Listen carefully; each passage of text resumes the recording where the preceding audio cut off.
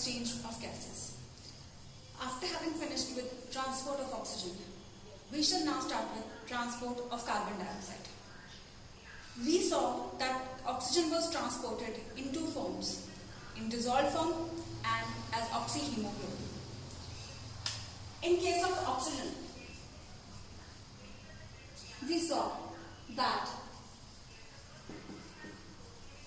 in dissolved form, only 3% oxygen was transported, whereas just 97% was transported in the form of oxyhemoglobin. As oxyhemoglobin, 97% of oxygen was transported as oxyhemoglobin, where we saw that one hemoglobin molecule formed bonds with 4 oxygen molecules. We shall now see transport of carbon dioxide. This was the case of oxygen. Let's start with transport of carbon dioxide through the body fluid or blood.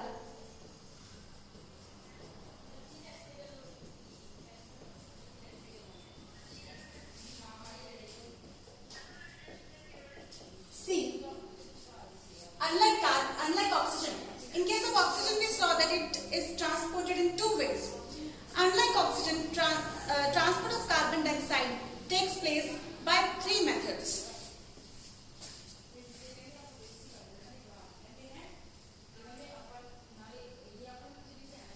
First of all, in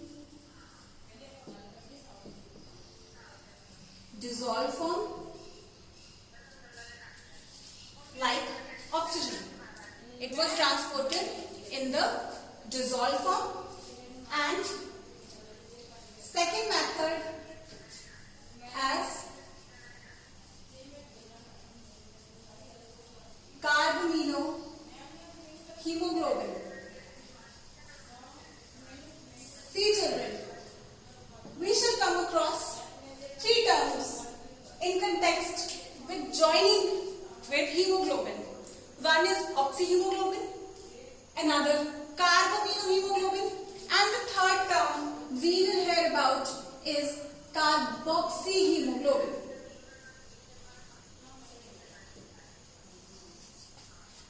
Wherever hemoglobin makes bonds with oxygen, we call it oxyhemoglobin. Oxygen plus hemoglobin, right? Whenever carbon dioxide makes bonds with hemoglobin, it is called carbaminohemoglobin and not carboxyhemoglobin, because carboxy sounds more like carbon dioxide. So most of you tend to think that carbon dioxide is transported in this form, but that would be wrong. Carbon dioxide is transported as carbaminohemoglobin. Whenever carbon dioxide molecules make bonds with hemoglobin, we call that particular molecule as carbaminohemoglobin. Now you might be thinking, what is then carboxyhemoglobin? Carboxyhemoglobin is when a poisonous gas, that is carbon monoxide. What is carbon monoxide? See how it sounds. Carbon dioxide sounds as di. Carbon with dioxide. That means 2 oxygen molecules. And carboxyhemoglobin, carbon monoxide. How this sounds? Notice carefully. Carbon monoxide, right? Oxide, monoxide. That means 1 oxygen molecule and 1 carbon molecule would be CO. So whenever CO, that is carbon monoxide, joins with hemoglobin, that time we call that molecule as carboxyhemoglobin. And we write carbon dioxide as carbon dioxide. Carbon plus di means 2 oxygen molecules. Here we get CO2, 2 oxygen atoms. Carbon monoxide, single atom of oxygen joins with carbon, and in case of carbon dioxide, 2 atoms of oxygen makes bond with carbon. Remember, oxygen is transported as oxyhemoglobin, carbon monoxide makes bonds with hemoglobin to form carboxyhemoglobin, but carbon dioxide makes bonds with hemoglobin to form carbaminohemoglobin. These two molecules sound similar. Oxygen transported in dissolved form, carbon dioxide in the dissolved form. Oxygen transported with hemoglobin forming a molecule, oxyhemoglobin. Carbon dioxide making bonds with hemoglobin as carbaminohemoglobin. I told you it is transported by three methods. What is the third method? Third method is that it is transported as bicarbonates. Bicarbonates are formed in RBCs, but they travel through blood. Formed in RBCs, but travel through the plasma. Here, we will notice how it starts. Now, before discussing each of these points, let me first throw a light on one concept. While discussing transport of oxygen, I told you that 100 ml of blood, 100 ml of blood transports 5 ml of oxygen. Do you remember? We measured 100 ml of oxygenated blood and we saw that it contained near about, in a human containing 4.5 gram per 100 ml of hemoglobin, the oxygenated blood contained about 19.4 ml of oxygen, and deoxygenated blood, that is the blood after supplying to the tissues, contained about 14.4 ml of oxygen. And we found out that this minus this, that is 5 ml of oxygen was actually provided by this blood. That means हम कह सकते हैं कि 5 ml of oxygen का provision करने के लिए 100 ml blood चाहिए इस केस में. ठीक है, तो ठीक उसी तरीके से कार्बन डाइऑक्साइड कितनी ट्रांसपोर्ट करता है, यही 100 ml ऑफ ब्लड. इसी तरीके से हमने जब मेजर किया व्हाटएवर अमाउंट हम लोगों ने कार्बन डाइऑक्साइड की जब मेजर की इस केस में, तो कार्बन डाइऑक्साइड की, मैं ये ऑक्सीजन वाला पार्ट रब कर रही हूं बच्चे, तो जब हम कार्बन डाइऑक्साइड की अमाउंट मेजर करेंगे इनमें, तो हम देखते हैं कि यहाँ पे जो ऑक्सीजनेटेड ब्लड जा रहा था उसमें जितनी भी कार्बन डाइऑक्साइड थी और डीऑक्सीजनेटेड ब्लड में उससे 4 ml ज्यादा थी. दैट मींस कितना कार्बन डाइऑक्साइड लेके जा रहा है, आयोटा से जो जा रहा था ऑक्सीजनेटेड ब्लड जिसको हम बोलते हैं, उसमें जितनी कार्बन डाइऑक्साइड थी as compared to the deoxygenated blood which has supplied the tissues, which has come with the carbon dioxide produced by the tissues, contains 4 milliliter more carbon dioxide than the oxygenated blood. That means we can say that 100 ml of blood carries 100 ml of blood carries or transports how much? 4 milliliter of carbon dioxide. Two important questions. 100 ml of blood जो है बच्चे वो 5 millilitre of oxygen transport करता है और 4 millilitre of carbon dioxide transport करता है. पूरा कैलकुलेट कर लोगे कि हाँ एक ह्यूमन बॉडी में 5 लीटर है, तो आप इसको उस हिसाब से कैलकुलेशन कंप्लीट कर सकते हो. ठीक है, 100 ml में 5 लीटर में 5000 मिलीलीटर हो जाएंगे. पूरा कैलकुलेट करोगे तो नियरली 200-250 के आसपास आ जाएगा कि 200 से 250 मिलीलीटर कार्बन डाइऑक्साइड सारा का सारा जो ब्लड है वो एक चक्कर में यूं ट्रांसपोर्ट कर देता है. ठीक है, तो that is the case. So 100 ml 4 millilitre of carbon dioxide जो है वो ट्रांसपोर्ट करता है. अब हम इन मेथड्स पे आते हैं.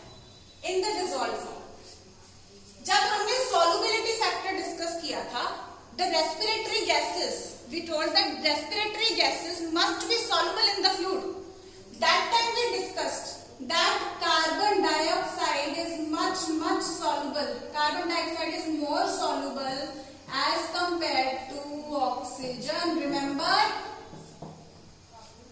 So carbon dioxide is more soluble. और यहाँ पे हम देखते हैं कि डिसॉल्व फॉर्म में ऑक्सीजन कितनी जा रही है, 3% जा रही है.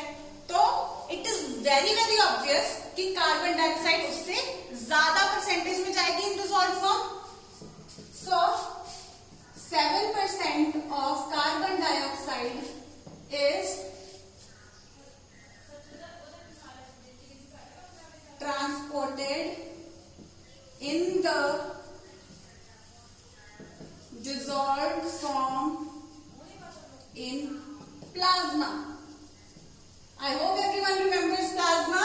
क्या था प्लाज्मा बच्चे? 100% ब्लड में से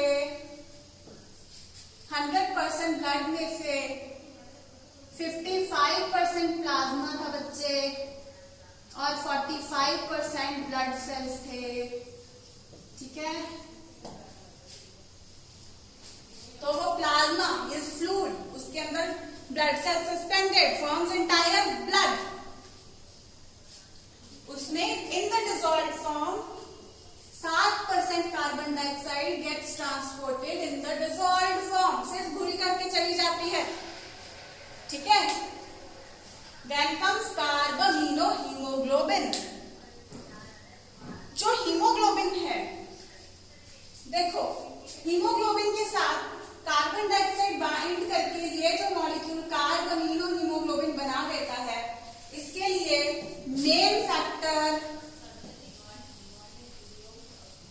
responsible for formation of this carbamino hemoglobin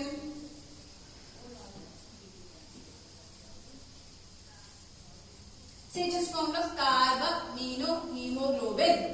ठीक है, तो ये main factor responsible for this thing is what? Partial pressure of carbon dioxide.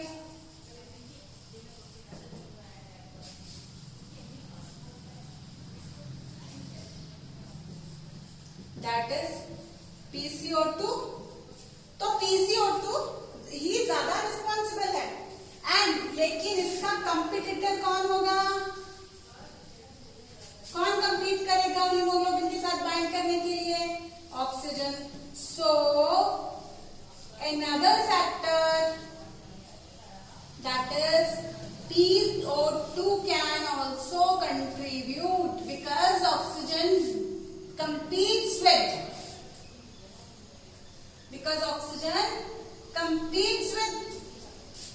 Carbon dioxide competes with oxygen. वो दोनों का कंपटीशन होता है. जहां पे PO2 ज्यादा होगा वहां पे ऑक्सीजन बाइंड कर जाएगा हीमोग्लोबिन से, और जहां पे कार्बन डाइऑक्साइड ज्यादा होगा वहां पे कार्बन डाइऑक्साइड बाइंड कर जाएगा. I hope you remember, lungs में ऑक्सीजन फ्रेश एयर बाहर से आ रही है. ठीक है, तो यहाँ पे ज्यादा होगा तो इधर ऑक्सी हीमोग्लोबिन बनेगा और जो कार्बामिनो हीमोग्लोबिन टूटेगा, कार्बन डाइऑक्साइड को छोड़ेगा. वेयर एज टिश्यूज पे जाएंगे, वहां पे टिश्यूज क्या कर रहे हैं बच्चे? टिश्यूज कर रहे हैं क्या? कार्बन डाइऑक्साइड प्रोड्यूस कर रहे हैं और ऑक्सीजन यूज कर रहे हैं. क्योंकि वो कार्बन डाइऑक्साइड प्रोड्यूस कर रहे हैं तो वहां पे कार्बन डाइऑक्साइड की कंसेंट्रेशन क्या होगी? ज्यादा होगी. ज्यादा होगी एज कंपेयर टू, तो दोनों के कंपटीशन में as compare to the other gas, तो दोनों के कंपटीशन में कौन जीतेगा? Carbon dioxide. तो किसको मिलेगा हीमोग्लोबिन? यहाँ पे कार्बन डाइऑक्साइड के साथ बाइंड कर जाएगा और क्या बन जाएगा? Carbamino haemoglobin. क्लियर? तो यहाँ पे कार्बामिनो हीमोग्लोबिन बन जाएगा. एंड तो dissolved form as carbamino haemoglobin and the third form is as bicarbonates.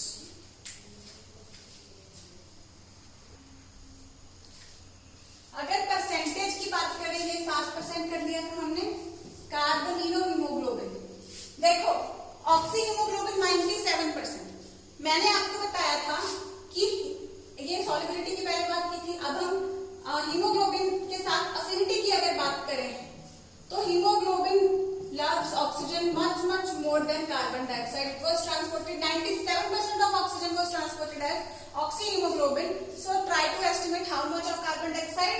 be transported? Much less.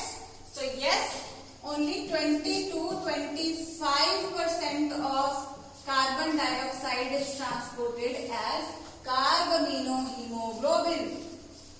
Fine.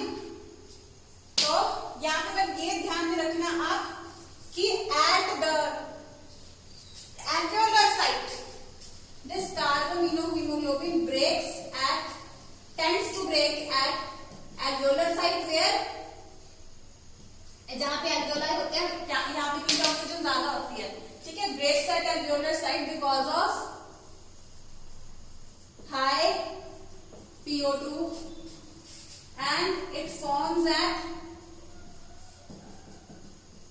tissue level because of high PCO2 as compared to O2, right? तो उस हिसाब से कंप्लीटेटर है। तो बनता कहां पे है? जहां पे टिश्यू लेवल पे जहां पे कार्बन डाइऑक्साइड छोड़ रहा है टिश्यू और टूट जाता है इधर जाके और इधर जाके ऑक्सी हीमोग्लोबिन ज्यादा बन जाता है, ठीक है बच्चे? हाँ, so 7% are in the dissolved form. Carbaminohemoglobin 20 to 25% of carbon dioxide is transported as carbaminohemoglobin and rest 70% is transported as bicarbonates. What are bicarbonates? Bicarbonate is an ion. This ion as bicarbonate ions इस form में transport होता है। और ये कैसे बनता है मैं थोड़ा ये रिवाइज करा दूं आपको, फिर मैं पूरा बाइकार्बोनेट का बिग टॉपिक तो इसको रब करके then I will move to it. 7% in the dissolved form, ठीक है। कार्बन डाइऑक्साइड का ट्रांसपोर्ट होता है तीन फॉर्म्स में, dissolved form, कार्बोमीनोहीमोग्लोबिन, bicarbonates.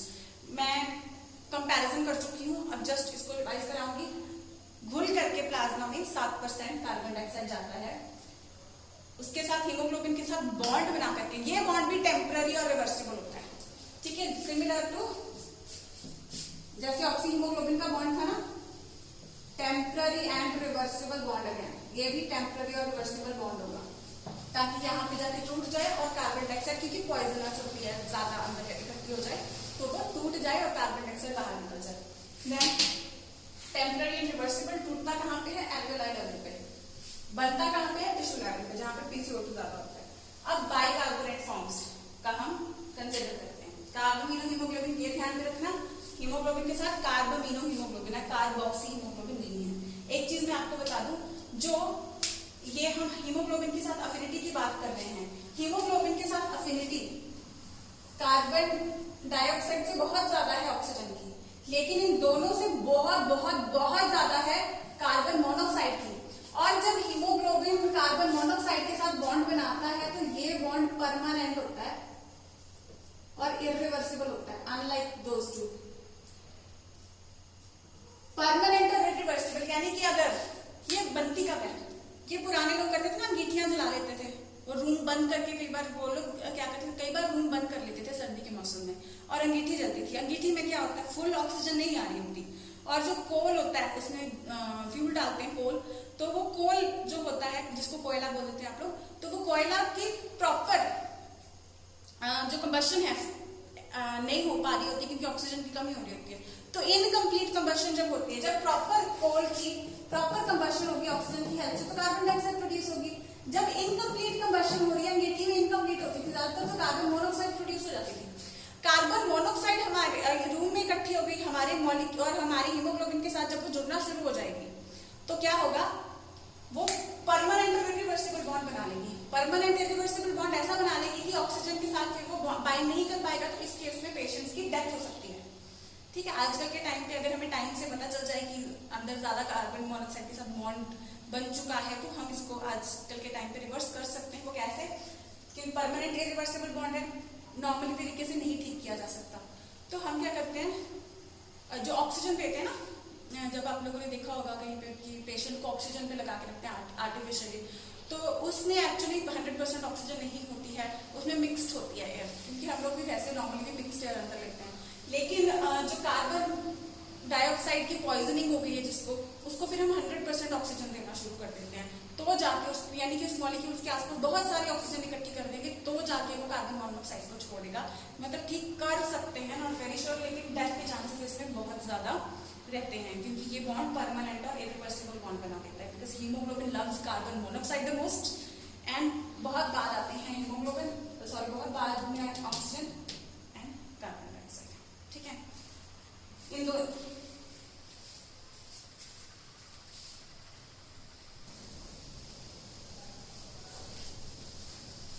let's start with transport of carbon dioxide in the form of bicarbonates.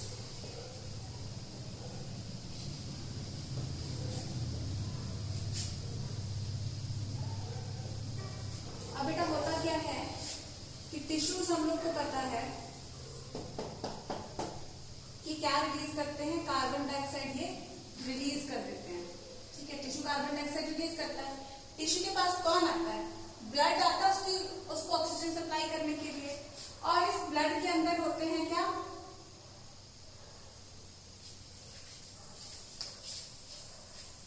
RBCs, इस blood के अंदर आरबीसीज होते हैं। ठीक है, ये कार्बन डाइऑक्साइड जो टिश्यू रिलीज कर रहा है,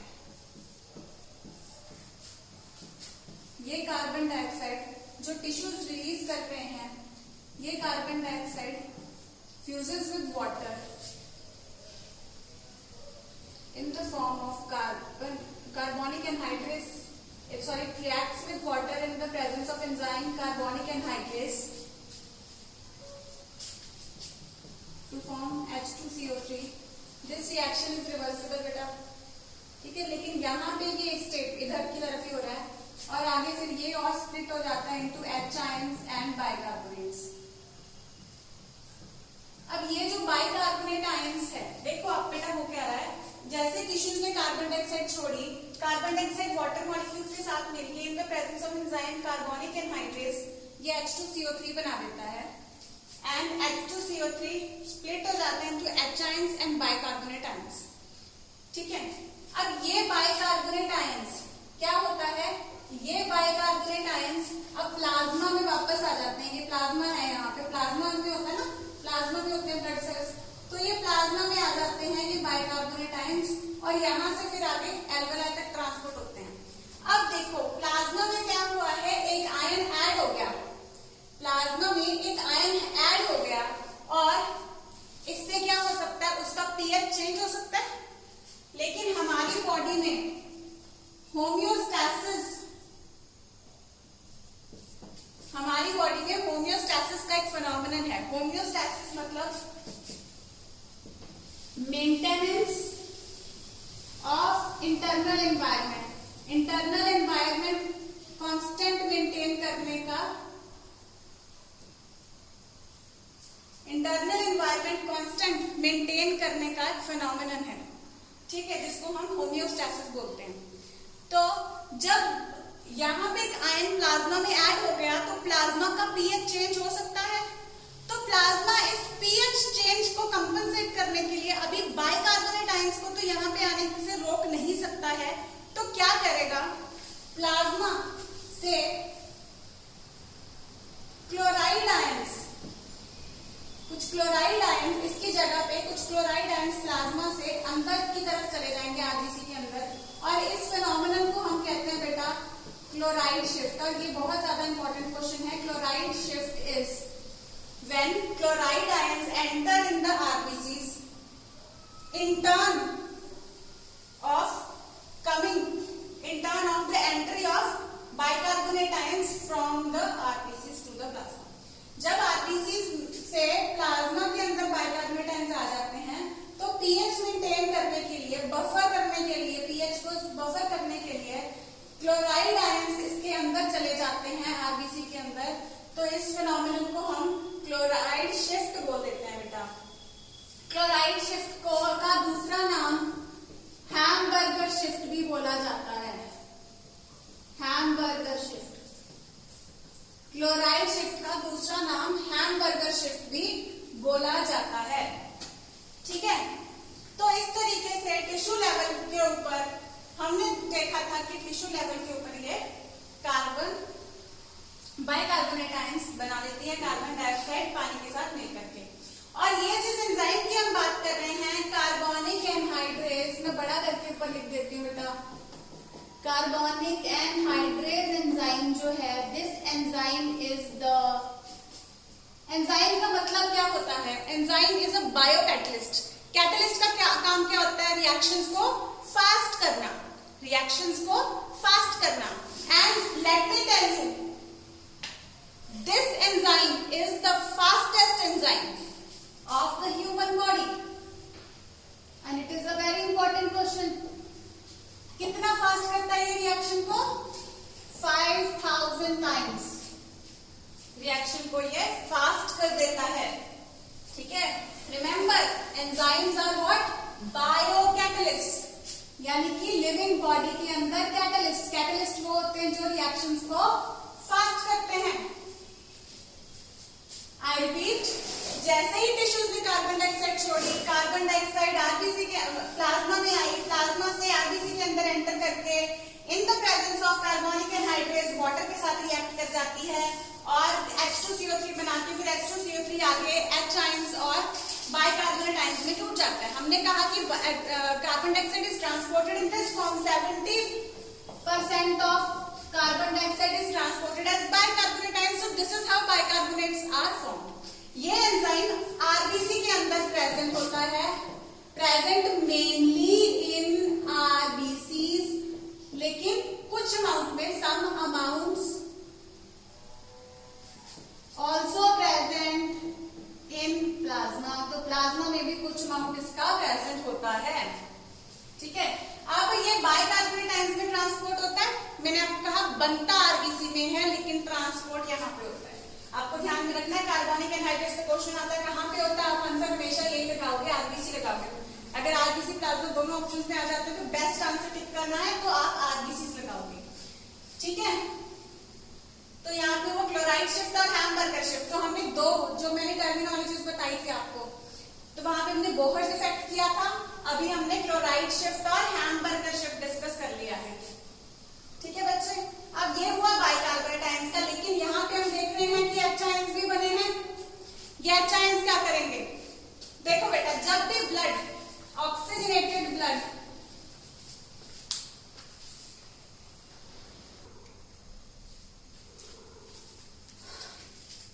लेट्स कंटिन्यू। ये दो बार आपको जो थोड़ा बीच में कट महसूस हुआ होगा, इसमें आपका कोई लेक्चर मिस नहीं हुआ है, it was just some electricity problem which has been sorted out now, तो इसमें कोई आपका पार्ट कटा नहीं है, घबराने की जरूरत नहीं है, ठीक है, क्योंकि मैं वहीं पे बंद कर दिया था, जैसे ही वो लाइट की प्रॉब्लम हुई थी मैंने वैसे ही बोलना बंद कर दिया था।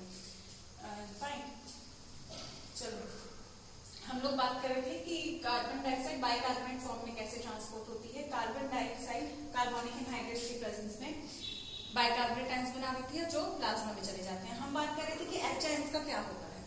एक्चुअली H आयंस का क्या होगा? H ions will act on oxy haemoglobin. अब इस चीज को समझाने के लिए मैं थोड़ा आपको यहाँ पे लेके जाऊंगी, जहां पे हम देखते हैं कि ऑक्सीजनेटेड ब्लड जाता है टिश्यूज के पास उसकी जरूरतें पूरी करने के लिए, और तो ऑक्सीजनेटेड ब्लड जा रहा है, यानी कि इस ब्लड के अंदर क्या होगी? ऑक्सी हीमोग्लोबिन होगा, क्योंकि ऑक्सीजनेटेड ब्लड जा रहा है, ऑक्सी हीमोग्लोबिन काफी होगा। और ऑक्सी हीमोग्लोबिन किसके अंदर बना होता है? हमें पता है हीमोग्लोबिन आरबीसी के अंदर होता है, तो ऑक्सी हीमोग्लोबिन भी आरबीसी के अंदर, जैसे यहाँ हमने बड़ी सारी आरबीसी बना के इसमें स्कीमेटिक डायग्राम में आपको दिखा रही है ना, तो इसमें ये ऑक्सी हीमोग्लोबिन बना हुआ है। ये ऑक्सी हीमोग्लोबिन जो, क्योंकि ऑक्सीजनेटेड ब्लड आया है इसके पास, अब कार्बन डाइऑक्साइड यहां से आ रही है, तो ऑक्सीजनेटेड ब्लड की ऑक्सी हीमोग्लोबिन को भी तो टूटना है ना यहाँ पे। आपको याद होगा bonding of carbon of oxy haemoglobin के बॉन्ड को इनहिबिट करते हैं H आयंस। हमने देखा था कि high concentration of H ions will inhibit formation of this bond and high concentration of H ions thus can also break this bond। तो होता क्या है, जैसे ही ये रिएक्शन होता है जिसमें बाइकार्बोनेट आयंस और H आयंस बन जाते हैं, बाइकार्बोनेट आयंस तो बाहर आ जाते हैं so that it can be transported, और H आयंस जो हैं वो they will act on oxy haemoglobin and break oxyhemoglobin into oxygen and hemoglobin. This oxygen is going to be transported out and used by the tissues. Tissues will use this oxygen to break food, to release energy, and carbon dioxide also. And this carbon dioxide, इसका रास्ता हमने leak कर लिया था। तो जो ये reaction होता है, इसमें ऑक्सीजन इसी रिएक्शन की वजह से ऑक्सी हीमोग्लोबिन ब्रेक हो पाते हैं इस H आयन की वजह से, और इसी की वजह से कार्बन डाइऑक्साइड के बाइकार्बोनेट आयन्स बन सकते हैं। ठीक है बच्चे, तो यहाँ पे वो H आयन कंसंट्रेशन का भी आपको इश्यू समझ आ रहा है। तो ये हीमोग्लोबिन का अब क्या होगा, क्योंकि we saw that 20 to 25% of carbon dioxide is also transported with haemoglobin, तो वो कार्बन डाइऑक्साइड के साथ आगे बॉन्ड करके कार्बोनिलो हीमोग्लोबिन बना के ये जाए ट्रांसपोर्ट। ठीक है बच्चे, अब इस तरीके से ये क्या बन गया, बाइकार्बोनेट आयन्स बन गए। किसमें बने हैं, आरबीसी के अंदर। एंजाइम कौन सा, carbonic anhydrase, the fastest enzyme. और जैसे बाइकार्बोनेट आयन्स बाहर आए, पीएच बैलेंस करने के लिए क्लोराइड अंदर चला गया, जिसमें हम क्लोराइड शिफ्ट या हैमबर्गर शिफ्ट बोलते हैं। ठीक है, और H आयन्स ने क्या किया, जो ऑक्सी हीमोग्लोबिन, क्योंकि यहाँ पे ऑक्सीजनेटेड ब्लड आया था, जो अब इसको ऑक्सीजन देके इसमें से कार्बन डाइऑक्साइड कलेक्ट करेगा, यानी कि ये डीऑक्सीजनेट हो रहा है। तो इस तरीके से ये ऑक्सी हीमोग्लोबिन का बॉन्ड टूट के ऑक्सीजन टिश्यूज को मिल जाएगी, और यहाँ पे रिएक्शन होगा, कार्बन डाइऑक्साइड हम पहले आता है, उसका रिएक्शन हम ऑलरेडी कर चुके हैं। ठीक है, और ये हीमोग्लोबिन फिर कार्बन हीमोग्लोबिन बना देगा। ये सारा रिएक्शन जो हम कर रहे हैं, this happens at the tissue site, क्योंकि यहाँ पे टिश्यू बना रहे हैं, एट द टिश्यू साइट। अब जब ये सारा ब्लड पहुंचेगा एल्वेओलाई के पास, तो क्या होगा, उल्टे रिएक्शंस होंगे इससे, तो सारा रिएक्शन उल्टा होगा। जैसे ही ये अब डीऑक्सीजनेटेड ब्लड है, ये एल्वेओलाई के पास पहुंचेगा, तो एल्वेओलाई में क्या होगा, एल्वेओलाई में क्या होता है, ये बाइकार्बोनेट फॉर्म में ट्रांसपोर्ट हो रहा है, तो ये बाइकार्बोनेट्स अब दोबारा से एल्वेओलाई लेवल में ये बाइकार्बोनेट्स अब इसके अंदर जाना शुरू कर देंगे, क्योंकि ये रिएक्शन रिवर्स करवाना है।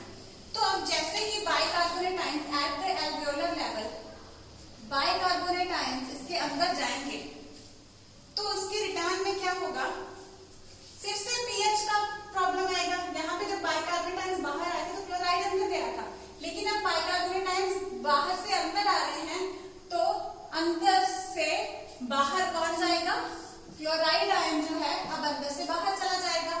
यहाँ पे जब वो अंदर आया था तब हमने इसको क्लोराइड शिफ्ट बोला था, अब हम उसको बोलेंगे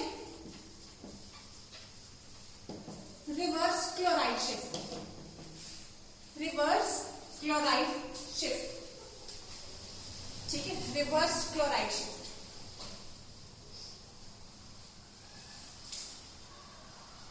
रिवर्स क्लोराइड शिफ्ट,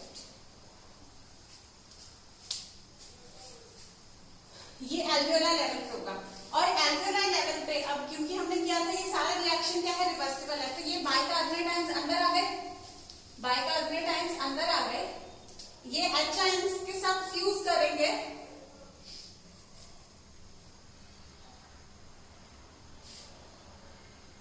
और इस तरफ रिएक्शन जाना शुरू हो जाएगा, मैं रेड से ड्रॉ करती हूँ, और रिएक्शन इस तरफ जाना शुरू हो जाएगा।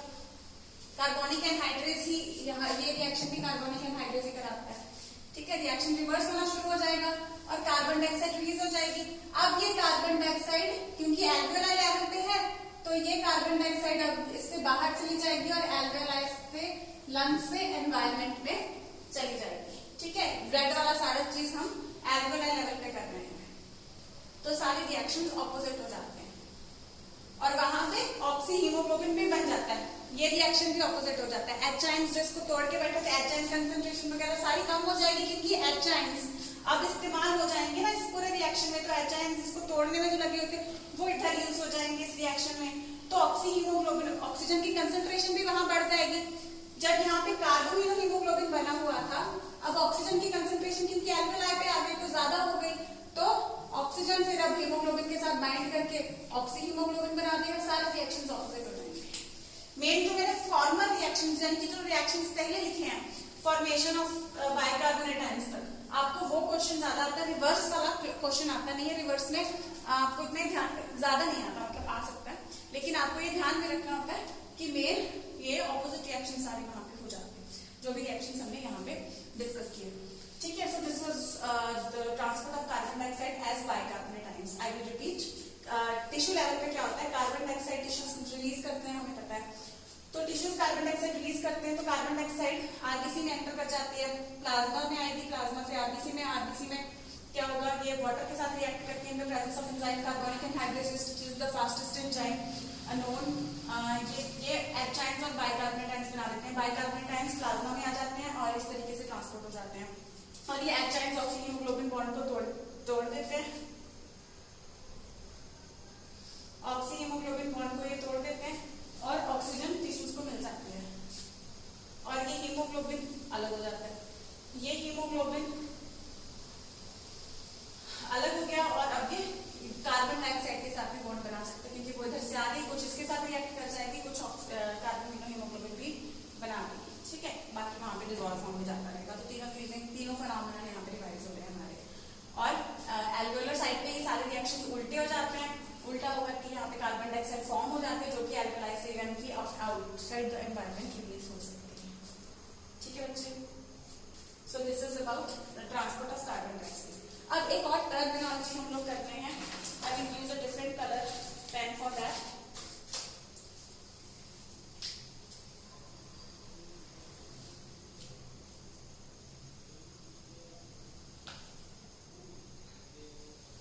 हाल्डेन इफेक्ट,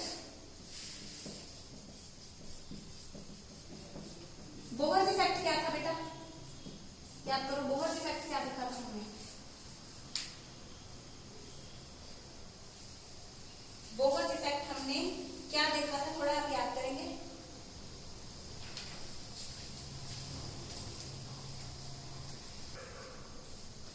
उसमें हमने देखा था कि कार्बन डाइऑक्साइड का कंसंट्रेशन अगर बढ़ जाता है तो वो ऑक्सी हीमोग्लोबिन डिसोसिएशन कर्व को शिफ्ट कर देता है, यानी कि ऑक्सीजन हीमोग्लोबिन को तोड़ देता है। ठीक है, और हाल्डेन इफेक्ट में क्या होता है, हाल्डेन इफेक्ट में ऑक्सीजन का लेवल अगर बढ़ जाए, उल्टा काम होता है हाल्डेन इफेक्ट में, उससे ऑक्सीजन का लेवल अगर बढ़ जाए तो वो कार्बोनिलो हीमोग्लोबिन का बॉन्ड तोड़ देता है और कार्बन डाइऑक्साइड और हीमोग्लोबिन बना देता है। ठीक है, कार्बन डाइऑक्साइड और हीमोग्लोबिन बना देता है, ये उसको तोड़ देता है और हीमोग्लोबिन के साथ फिर ऑक्सीजन खुद बाइंड कर जाता है।